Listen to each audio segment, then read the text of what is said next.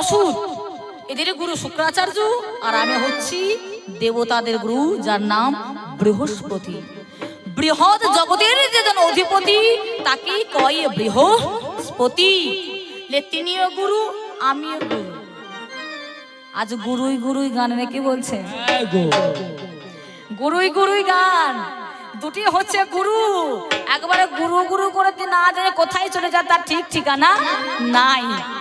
ওই গুরু, এই গুরু গুরু চলে যায় না অনেকে, সিঁড়ি থেকে মনে করে পড়ে গেল কেউ, একদম গুরু গুরু গুরু গুরু গুরু গুরু করতে করতে নিচে পড়ে গেল। এমনি গুরুই গুরুই গো হয়ে যাবে গো, গুরুই গুরুই গো হয়ে যাবে গো। আজ দুটি গুরুর গান গো ভালো, গুরুই গুরুই গো হয়ে যাবে গো। এবার করতে হবে দেখাশোনা, তবে হবে আলোচনা। হরি হরি রে,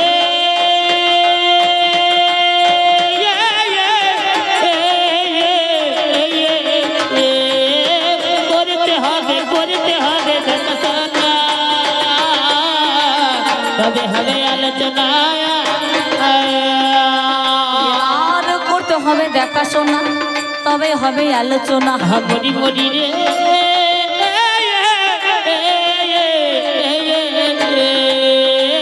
করতে হবে দেখাশোনা, তবে হবে আলোচনা। আর সম্পর্ক একটা ধরতে হবে গো, সম্পর্ক একটা ধরতে হবে গো, সম্পর্ক একটা ধরতে হবে।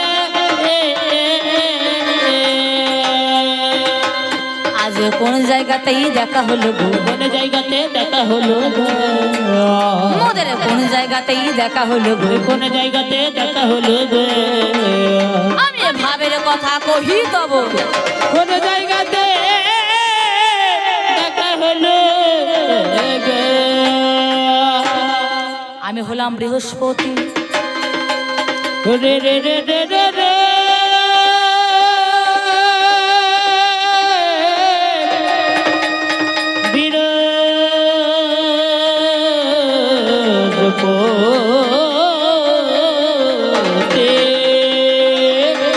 আমি হলাম বৃহস্পতি,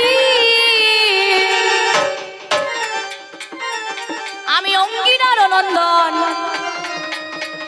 বলে যায় কোথায় আমি মনের মতন, মাতায় আমার সুরূপা, আমি তোমায় বলে যাই, এই হলো আমার গো পরিচয়। তাই আমার পিতা হচ্ছে অঙ্গিরা, ঋষি অঙ্গিরা, অঙ্গার পুত্র হচ্ছে বৃহস্পতি, আমার মাতা হচ্ছে সুরূপা। আমার মাতা হয়ে গেল যাহালয়ে মোদের যোগ দ্বন্দ্ব বিকল। এটা পাওয়া যায় কোথায়? মহাভারতের মধ্যে কিছুটা অংশ পাওয়া যায়, আর বাকিটা পাওয়া যায় পুরাণের মধ্যে। এই শুক্রাচার্য এবং বৃহস্পতি কিছুটা মহাভারত এবং আর বাকিটা পাওয়া যাচ্ছে পুরাণের মধ্যে। আজ গানের বিষয় সুন্দর করে ধার্য করা হলো। আজ কোনখানেতে মোদের গো দেখা হয়ে গেল, কারণ কবি গানের নিয়ম সর্বপ্রথম করতে হয় দেখা। দেখা যদি না হয় কথা হবে না, আর কথা যদি না হয় আমাদের দ্বন্দ্ব বাঁধবে না। যার জন্য সর্বপ্রথম হচ্ছে দেখাশোনা, দ্বিতীয় হচ্ছে সম্পর্ক, আর তৃতীয় হচ্ছে এ গান হচ্ছে বাবার নাম ভোলানো গান। এ গান উঠতে উঠতে শেষ পর্যন্ত এমন জায়গাতে পৌঁছবে বাবার নাম ভুলে যাবে। এই বাবার নাম ভোলানো গান হচ্ছে কবি গান। কি বলছেন মা? তেমনি মোদের দেখা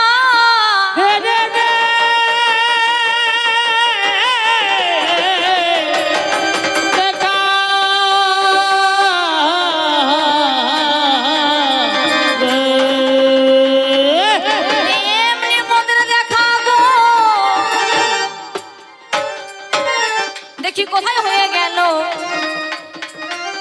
দেখো। ভৃগুযোগ পছে কে জানে না ভালো।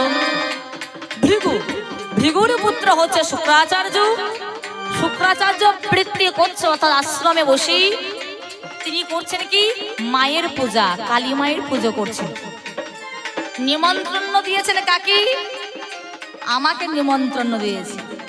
আমি করেছি কি আমার যত শিষ্যগণকে সঙ্গে লইয়ে, আমার যত শিষ্যগণকে সঙ্গ নিয়ে আমি ধীরে ধীরে আশ্রমে হাজির হয়ে যাই। দেখি শুক্রাচার্য সেখানেতে বসে যোগ রয়, মায়ের যোগ পুজো করে যত্ন করে জানি। দেখো এমন সময় আমি যোগ হাজির হলাম, মানে বহুদিন পরে দেখা হয়েছে। কোনো ভাই যদি শহরে থাকে আর কোনো ভাই যদি গ্রামে থাকে, সে শহরের ভাই যখন গ্রামে আসে তখন না জানে তাদের মধ্যে কত আত্মিক সম্পর্ক হয়ে যায়, কত না জানে তাদের কোলাকুলি হয়, কত তাদের আত্মসমর্পণ হয়। তাই স্বর্গ থেকে এসেছে আমি ভিগু করছে ভাইয়ের কাছে, শুক্রাচার্যের কাছে। তাই গাঢ় আলিঙ্গন করেছে আমায়। যেই গাঢ় আলিঙ্গন করেছি, আমার দুটি নয়ন থেকে দেখো বাড়ি বইয়ে যায়। ভাতৃপ্রেমে যোগ বলিয়া জানাই। এই জায়গাতে মোদের যোগ আলোচনা হলো। দেখো এই জায়গাতে মোদের যোগ দেখা হয়ে গেল। ভিগু এবং শুক্রাচার্য এই জায়গাতে জানি দেখাশোনা মোদের যোগ বলি তার কাহিনী। ভিগু কচ্ছের মধ্যে দেখা হয়ে গেল। আজ এই জায়গাতে মোদের যোগ আলোচনা হলো।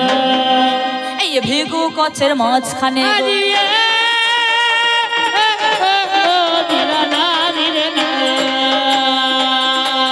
শুক্রাচার্যের সঙ্গে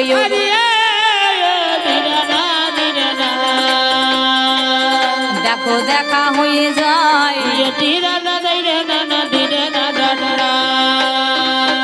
সেই শুক্রাচার্য যেহেতু দেবতারা বড়, কশ্যপ হচ্ছে পিতা আর মাতা হচ্ছে অদিতি। কশ্যপের ছিল 13টা পত্নী, কশ্যপের 13টা পত্নী। সেই যুগের মধ্যে কশ্যপ ছিলেন কি বীজের ভান্ডার। তার উপর কথা হয়েছিল যে সৃষ্টি হবে একমাত্র তোমার মাধ্যমে। কারো গর্ভে দেবতা, কারো গর্ভে অসুর, কারো গর্ভে দৈত্য, কারো গর্ভে দানব, কারো গর্ভে পশু, কারো গর্ভে পাখি, কারো গর্ভে সর্প। এইভাবে কিন্তু সৃষ্টি ঘটিয়েছিলেন কশ্যপ। কশ্যপ সৃষ্টিতে সৃষ্টি হয়েছিল। এবার সেই দেবতাদের যেহেতু গুরু আমি, যার জন্য আমাকে তিনি দাদা বলে ডাকতেন শুক্রাচার্য, আর শুক্রাচার্যকে আমি ভাই বলে ডাকতাম। গুরু হয় কেমন করে? গুরু অনেকেই হতে পারে, আবার অনেকেই হতে পারে না। কেমন করে হতে পারি? কিবা বিপ্র, কিবা শূদ্র, ন্যাস্য কেন নয়। যে জনে কৃষ্ণ তত্ত্ববেদা তিনি গুরু। যে কৃষ্ণ তত্ত্ববেদা হবে তিনি গুরু হতে পারে গো, তিনি গুরু হতে পারে গো। কি বিপ্র, কি শূদ্র, কি ন্যাস্য, কোনো জাতের সেখানে প্রকার নেই। যে কৃষ্ণ তত্ত্ববেদা হবে তিনি আমার গুরু হবে গো, তিনি আমার গুরু হবে গো। আমি বলে জানাই কথার মাঝে গো, তিনি আমার গুরু হবে গো। এই জায়গাতে হলো আমাদের সাক্ষাৎকার।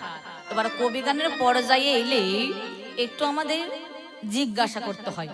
আর প্রথম পালায় যে আসে একটু পায়ে পা লাগিয়ে ঝগড়া করতে হয় না, কি বলছেন? প্রথম পালায় এলে একটু পায়ে পা লাগিয়ে ঝগড়া করতে হয়। তা আমার এই ভাই মায়ের পুজো করছে, আমি খুব আনন্দিত। কিন্তু এই বিকলাঙ্গ দিয়ে কেন পুজো করা হয়? একটা অঙ্গ যদি ভালো না হয়, একটা অঙ্গ মনে করুন খারাপ অঙ্গ হানি, তাকে দিয়ে আর কে পুজো করা যায়? আমার ভাইয়ের দেখছি একটা চোখ আবার কান্না। ভাই এই বিকলাঙ্গ দিয়ে কেন মায়ের পুজো হয়? তুমি বলতে পারো ভাই তোমার একটি চোখ দেখছি আগে তো ভালো ছিল। আগে যে ভালো ছিল না সেটা না, আগে তোমার ভালো ছিল, এখন দেখছি একটা চোখ আবার কান্না হয়ে গিয়েছে। এই বিকলাঙ্গ হলে কোনোদিন মায়ের পুজোয় কোনোদিনও বসতে পারে না। তথাপিও তুমি মায়ের পুজোয় বসেছো কেমন করে? আর বিকলাঙ্গ হলোই বা কেমন করে? আমার জানিতেই বাসনা,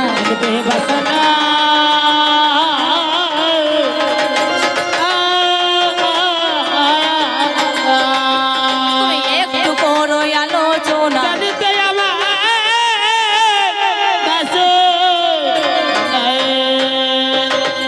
বলো তোমার নাম শুক্রাচার্য, এর পূর্বে তোমার একটা নাম ছিল, সেই নামটা তোমায় কে দিয়েছিল? এই যে তুমি নাম ধারণ করেছো শুক্রাচার্য, এই শুক্রাচার্য নামটা পেলে তুমি কোথায়? কোন জনা তোমায় এই নাম দিয়েছে? এই শুক্রাচার্য নাম হলো কেমন করে? তৃতীয় নাম্বারে যাবে জিজ্ঞাসিয়া যাই গো মরি মরি রে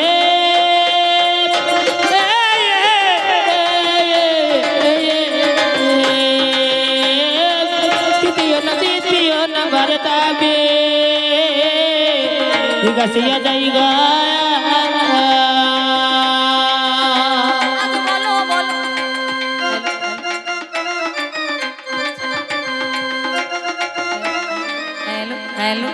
হরিবল হরিবল হরিবল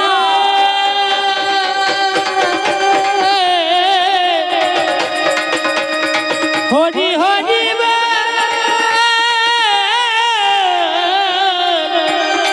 হরি হরি হরি শোনো শোনো ভাইয়া জীবন, আমি তোমায় কইয়ে যাই, দেখো মায়ের গো পুজো করে বলি নাই অন্যায়। আমার ভাই দেখে মায়ের পুজো করে তারপর মদের বোতল ধরিয়েছে, মদের বোতল ধরেছে, মদের বোতল নিয়ে পুজো করছে, মাংস খাচ্ছে মদ খাচ্ছে আর মায়ের পুজো করছে। মা কি মদ খায় নাকি? না, মা মাংস খায়।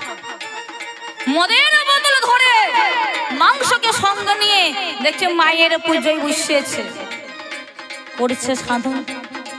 মদ আর মাংস দেখো মৎস্য হয়ে যায়।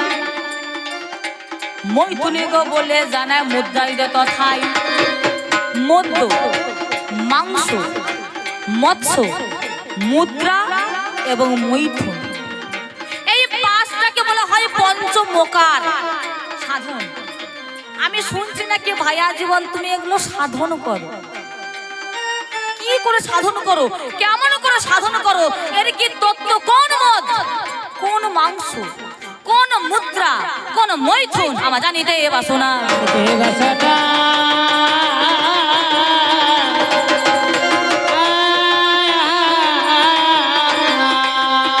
জানিতে বাসনা কারণ খানায় আমায় বলবা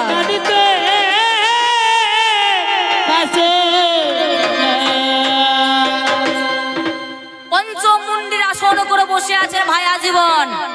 মা কি মদ খায়? যদি না খায় তাহলে নিয়েছো কেন? বোতল ধরেছে কেন? তোমার কাছে আমার জিজ্ঞাসা। পঞ্চমুণ্ডির আসন করেছো শুনেছি, এই আসন প্রথম করেছিল কে? এই আসনে প্রথমে লিপ্ত হয়েছিল কোনজন?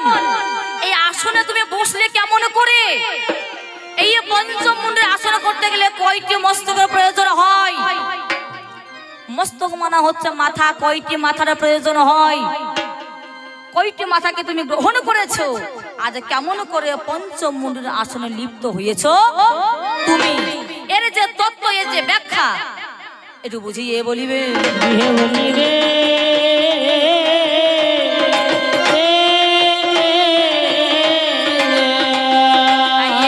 বেশি বলা যাবে না, বুঝিয়ে বলি। তো যাই হোক, মধু চাকে খোঁচা না মারলে তার মধু পড়বে না। একটু খোঁচা মারলাম, দেখা যাক কেমন মধু পড়ে। এবার ও এসে আরেকটু খোঁচা মারবে, তবেই তো মধু পড়বে। সেইভাবেই খোঁচা মারা হবে আর মধু পড়বে। আর সেই মধু আস্বাদন করবে কারা?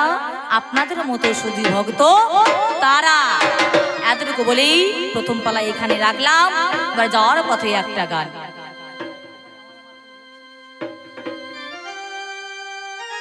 তাই এই মন যেন আমার বলে ওঠে, এই জগতের বুকে আমরা এসেছি, কিন্তু কৃষ্ণ ভজবার তরে আইনু মিছে মায়ায় পড়ে গিয়ে বৃক্ষ সম হইনু। আমরা মিছে মায়ায় পড়ে গিয়ে বৃক্ষ সম হয়ে আছি, নিজের আমিত্বটাকে আমরা চিনতে পারলাম না। সঙ্গ যার জন্য এই মন যেন আমার বলে ওঠে। এই এ ঘরে আমার আমার করি শুধুই চিন্তা করি এই ঘরে আমার আমার করি শুধুই চিন্তা করি চলে যেতে হবে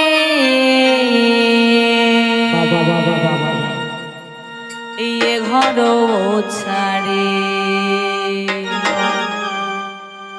দেহ কলে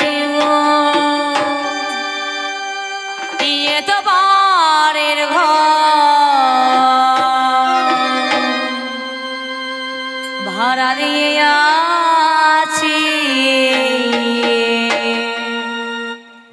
ভাড়াটিয়া ঘরে দেহ কলে এত পারের ঘর ভাড়া দিয়ে আছে ভাড়াটিয়া ঘরে দেহ গলে এত পারের ঘর ভাড়া দিয়ে আছে দেহ গলে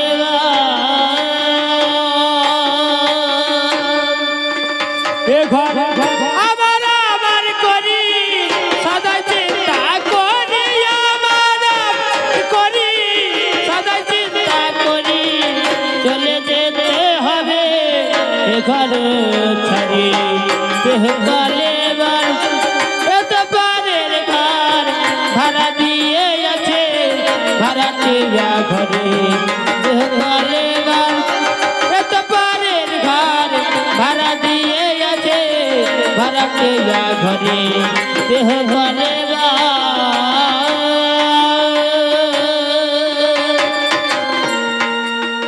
ও তাই ঘরে বসে মোরা করি বেচা কেনা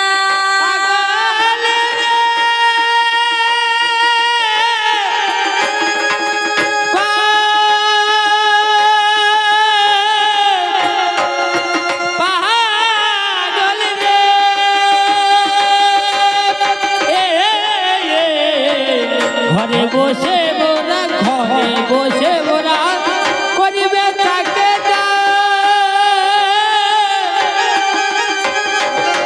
কার হলো লাভ কার হলো না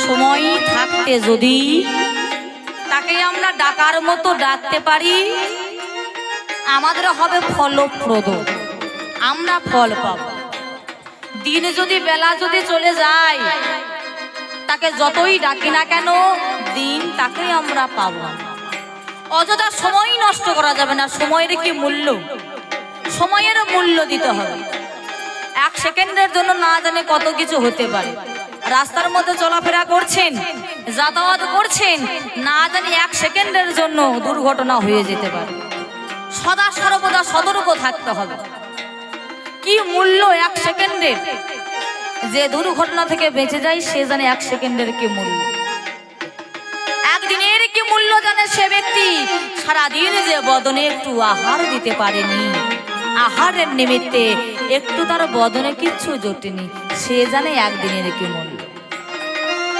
এক সপ্তাহের কি মূল্য জানে সে ব্যক্তি যে এক সপ্তাহ ধরে হসপিটালে ভর্তি নিজের শরীর নিয়ে সে জানে কি মূল্য এক মাসের কি মূল্য জানে সে যে পরের ঘরে রোজগার করে এক মাসের যদি মূল্য সে না পায় কেমন করে সংসারে চালানো দায় হয়ে যায় একমাত্র সে বোঝে এক মাসের কি মূল্য এক বছরের মূল্য জানে সে যে পরীক্ষার্থী পরীক্ষায় ফেল করে আজকে মাধ্যমিকের রেজাল্ট বেরিয়েছে নাকি আজ না জানি কতজন এখন আফসোস করছে কপাল ঠুকছে সারা জীবন মোবাইল টিপলাম মোবাইল খোঁচালাম যদি বইটা নিয়ে বসতাম আমি ফেল করতাম এক নম্বরের জন্য যদি ফেল করে সে বসতাবে সারা বছর আমি এইভাবে ঘুরিয়ে ফিরিয়ে গেলাম ফোন ঘাটলাম কিন্তু একবার বই নিয়ে বসলাম কি মূল্য সে জানে এক বছরের মূল্য পরীক্ষা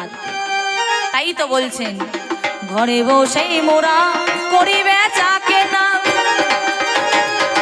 কারো হইল লাভ কারো হইল দেনা। ঘরে বসে মোরা ঘরে বসে মোরা করিবে চাকরি না।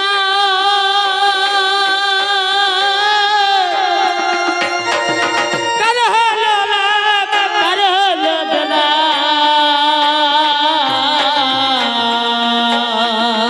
ও তাই জমা খরচ আছে মহাজনের কাছে। জমা খরচ আছে মহাজনের কাছে।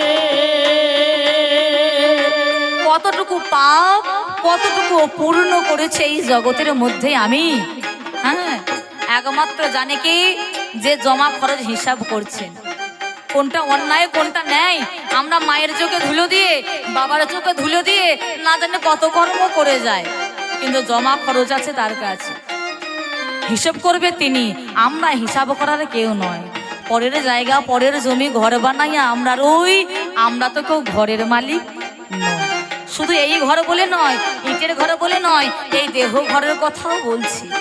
এই গৌরব করতে নেই, দেহের গৌরব করতে নেই। না জানি কবে কোন দিন ডেকে নিয়ে চলে যাবে তার ঠিক ঠিকানা নেই। তাই তো বলছেন এই ওরে জমা খরচ আছে মহাজনের কাছে। জমা খরচ আছে মহাজনের কাছে। আমার হিসাবে আমি দেব কেমন করে। দেহ কলে বর এত পারের ঘর ভাড়া দিয়ে আছে।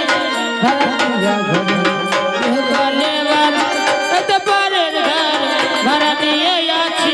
ভাড়াটিয়া ঘরে দেহ কলে বর এত পারের ঘর ভাড়া দিয়ে আছে। ভাড়াটিয়া ঘরে দেহ কলে বর এত পারের ঘর ভাড়া দিয়ে আছে।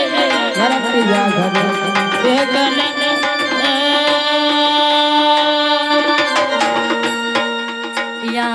গুরুদত্ত চিন্তা করিলি না মন পাগল রে। ও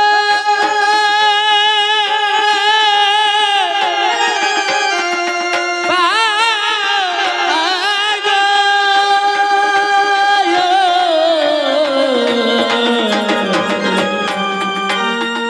গুরুদত্ত চিন্তা করিলি না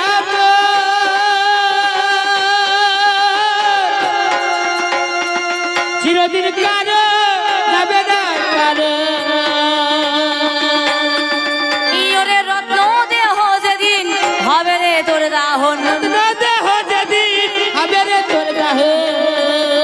আমাদের রত্নের দেহ কি বলছেন মায়েরা, কত সুন্দর। যখন যেমন আবহাওয়া তখন আমরা hair lovely fair lovely body wash মেখে একদম ফিটফাট হয়ে থাকছি, রত্ন করে রাখছি এই দেহটাকে।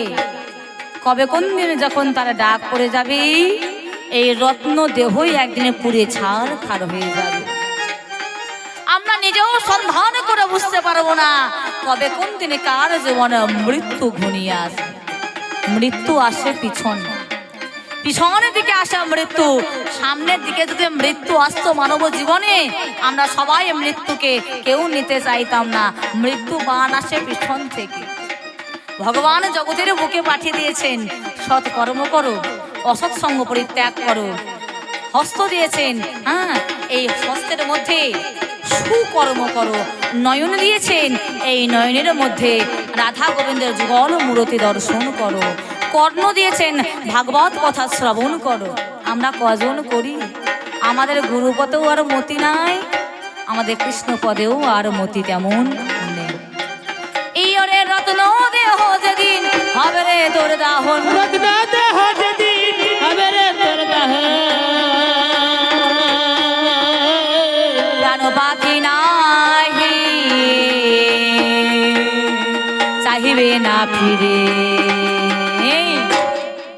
দেহ কলে বর নিতাই গৌরী প্রেমানন্দ হরি বল হরি বল হরি বল। দেহ কলে বর এত পার ভারতি দেহ কলে বর এত পারের ঘর ভারতি আছে। ভারতীয়া ঘরে দেহ কলে বর এত পারের ঘর।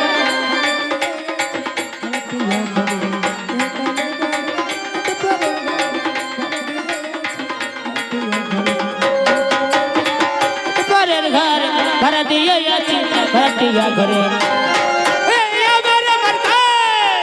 এই আমার করি সদাই চিন্তা করি আমার করি সদাই চিন্তা চলে যেতে হবে ঘর হোক বলে বারের ঘর ভাড়া দিয়ে আছি ভাড়াটিয়া ঘরে বলে বারের ঘর ভাড়া দিয়ে আছে